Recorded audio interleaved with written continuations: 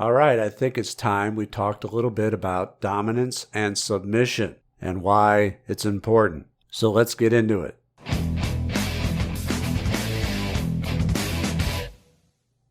All right, dominance and submission. This is going to go right in line with the law of polarity and the law of gender. It's obviously well within the law of polarity because being dominant is the opposite of being submissive. So we are within duality. And it also has to do with the law of gender because biologically speaking, men are dominant and women are submissive. In the traditional sense, we're not talking about the 50 plus genders that they have today. Okay, we're talking about the traditional straight cisgender, where men are the dominant gender. Now, I'm not saying that women can't have power over men. They can and they do. I'm saying that men, being physically stronger, is the dominant gender. And we look to gender as the obvious example of the dominant and submissive relationship. However, it's not merely limited to just males being dominant over females. Men can be dominant over other men as well, which are alpha males. And women can be dominant over other women. Those are alpha females, aka queens. Now, by this time, you may be thinking, well, yes, we know all of this, but why is it so important? Well, it's important because the dominance and submission interplay is going to be in every single interaction that you ever have, even if you're not consciously aware of it. So be aware. Have you ever talked with somebody who completely dominates the conversation, won't let you get a word in edgewise? If you are able to speak, then they'll cut you off and talk right over you anyway. You're not being assertive, you're being submissive. And you need to be aware of these things, because when people think of dominance and submission, they think of one being strong and one being weak. And while that's certainly part of it, it's much more than that, because it's a social structure and will also determine your social status within that structure. Within every single group, you're going to have a leader and you're going to have followers. Even between just two best friends, one's going to lead more often than the other way around. They're just going to get their way and do what they want to do more often. And how dominant or submissive you are is going to determine your social status. And not just with your friends, but with your family and even with people you've just met. And all of this doesn't even have to happen consciously. It happens subconsciously. It happens through body language, tonality, eye contact. There's a whole lot of traits that go into being a dominant alpha. And these traits become habit. And habits are your subconscious programming. We talk a lot about the subconscious on this channel.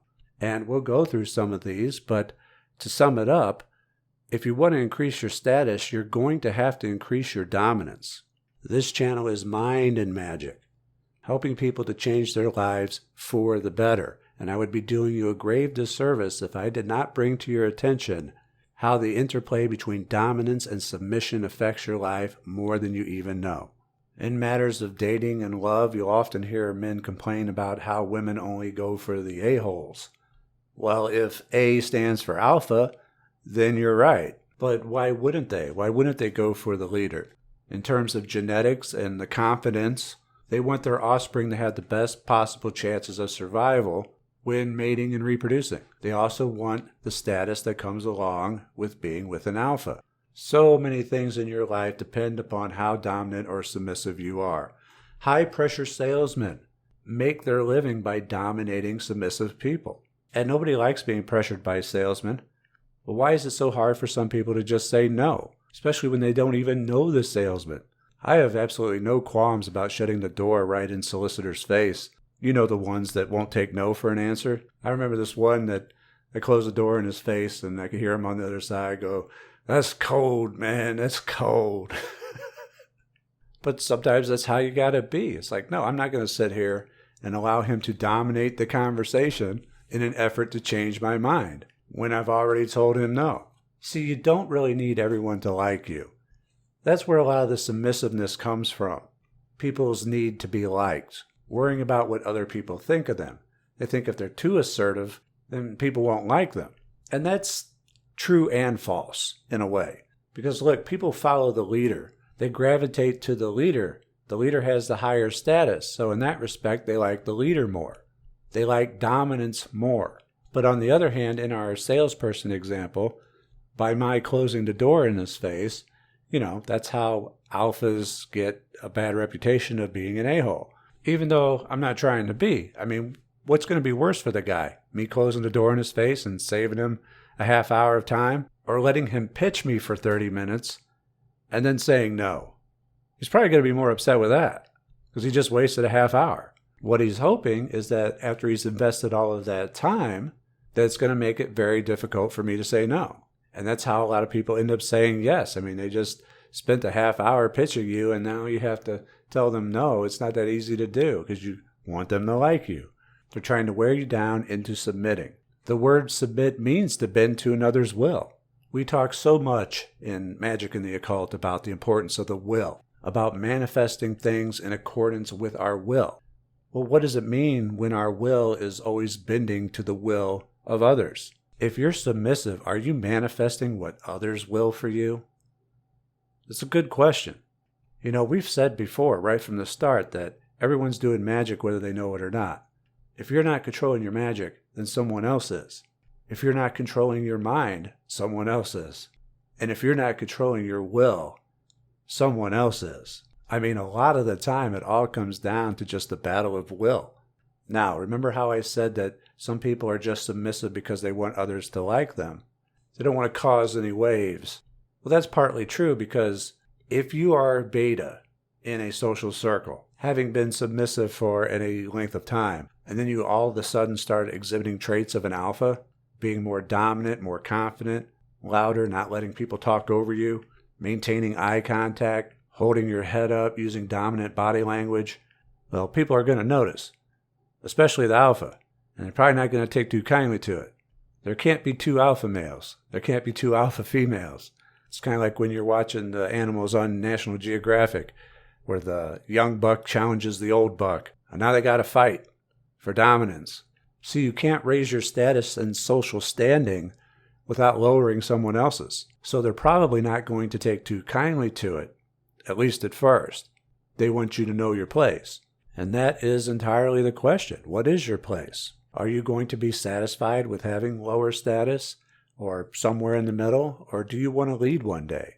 If you want to lead, you got to learn to be dominant, which has a lot to do with just being confident. And there's a lot of material out there on this subject, but I'll give you a few things that you could focus on that should make a big difference without making it too complicated. Now, I've already mentioned the main trait, which is confidence, but you're not going to project confidence unless you have the body language to back it up. Keep your head up. Don't bow.